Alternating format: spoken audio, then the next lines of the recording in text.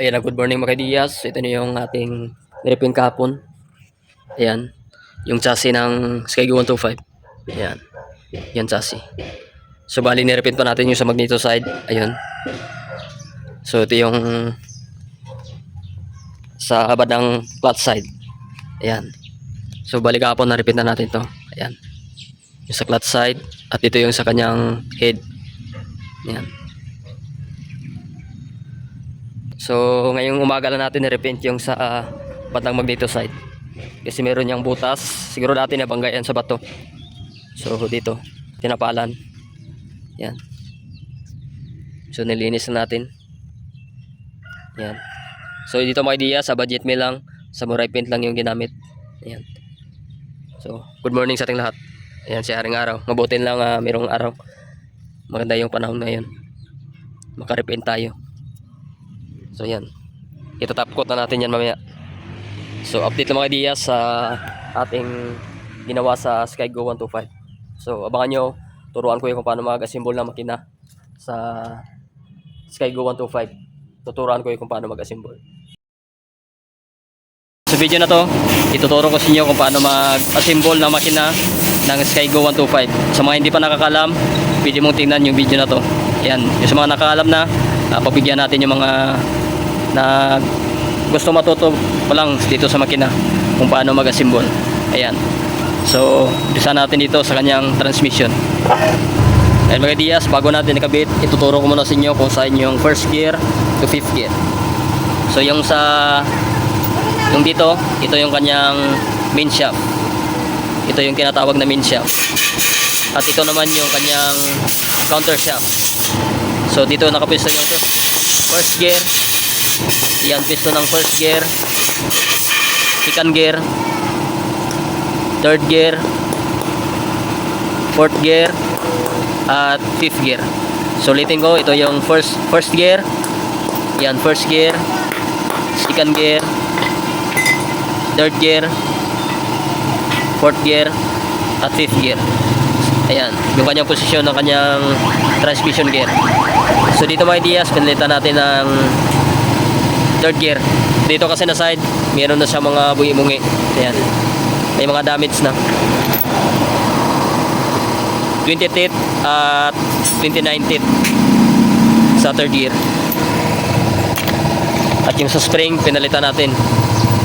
So, obligado i-overhaul kapag putol yung kanyang spring cake. Kailangan natin siyang i-overhaul. Kasi hindi natin mapalitan kapag hindi natin biyakin yung makina. Ayan.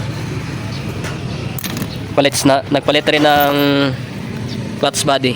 Ayan. Cylinder head, bali pinalitan ng pang 150. Ayan.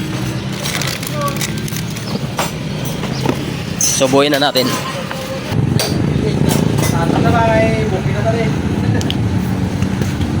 So kapit na natin mga Diyas. So ganito yung pagkapit. So kapag natin, kailangan natin hawakan yung washer niya sa ilalim. Ayan. So ganun na yung pagkapit. Yung mga washer yan dito. At dito naman mga Diyas sa pagkabit ng kanyang shifting fork, may mga palatandaan yan. So dito merong nakasulat. Ayan. Ito yung palatandaan nyo. Pag meron sang C, ito yung sa center. Ayan. Sa center ito. So, ang posisyon niya, ayan. Sa gitna. At dito naman, ito yung palatandaan nyo, yung meron sang L. So, bandang itaas ito. Paglagay nyo. At dito sa isa, meron sang letter R. Ibig sabihin niya nasa right yan, right side. So ito yung bandang ilalim. Ayan. So lagay natin. Tapos paglagay nito, ito yung palatandaan nyo, yung medyo maiksi. Ayan, ito yung makapal. So bandang center ito. Ayan. Ito yung letter R. dito natin lagay. Sa paglagay, ganito yung position. Yan. Yan. Tapos itong center naman, ayan, position, ganito. So dito tayo dadaan.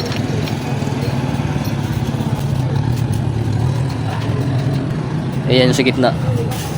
Yan yung position. Yan. Ito yung sa center.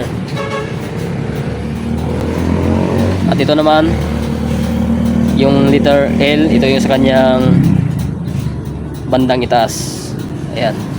Position na paglagay, ganito. Yan. Ito yung left, yung center, at yung sa right side. Ayan. So, yan yung position. Yan. So, ilagay lang natin yan mamaya sa kanyang guide dito. Ayan. Lagay na natin yung kanyang pin. Ayan. So, mga washer niya, dapat wag nating mawala ito. Ayan. Yung washer sa counter shaft at sa kanyang main shaft. Ayan. May mga washer yan. So, kapitan natin ito. So, napakadali lang ikabit ito. Ayan. So, ito yung banda sa magneto side. So, napaglagay ganito lang.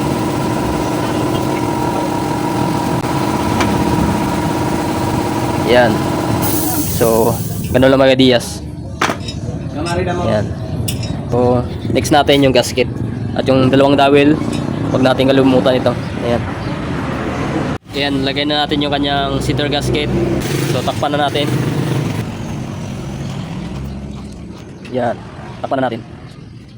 So, dapat kayo magkabit ng kanyang side cover. Yung dito, galawin nyo sa kanyang kicker para papasok yung dito niya. Kasi meron niyang guide sa loob.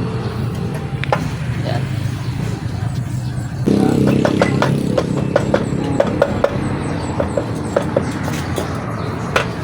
Check natin yung gasket.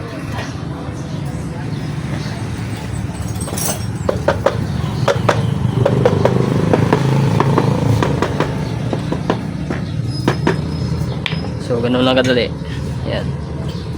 Mga bolts. Harap eh.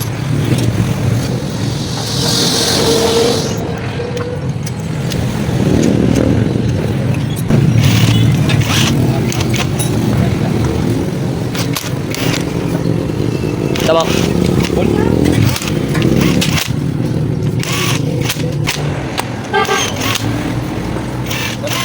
Oh. Yan. Kapit na natin yung kanyang mga bolt. So sa pag-ipit nito, nasa 13 Nm o 11. So pwede na yan. Yung higpit niya dito.